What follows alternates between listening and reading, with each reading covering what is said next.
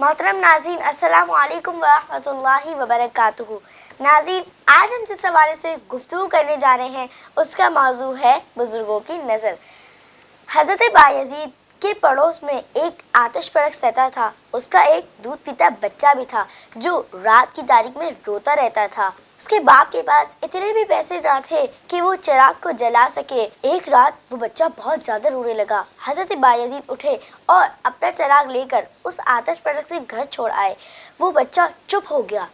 دوسرے دن بھی آپ نے ایسا ہی کیا اور تیسرے دن بھی ایسا ہی کیا۔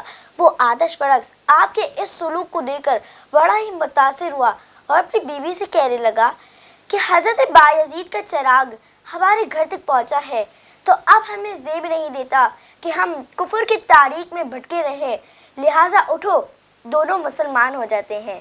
وہ دونوں حضرت بایزید کی خدمت میں حاضر ہو کر مسلمان ہو گئے۔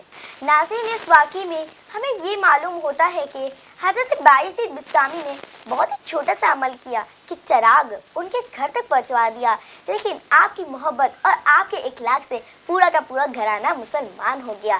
تو ہمیں بھی یہ چاہیے کہ ہم نان مسلم کے ساتھ اچھا برتاؤ رکھیں تاکہ وہ اسلام کی طرف مائل ہو سکیں۔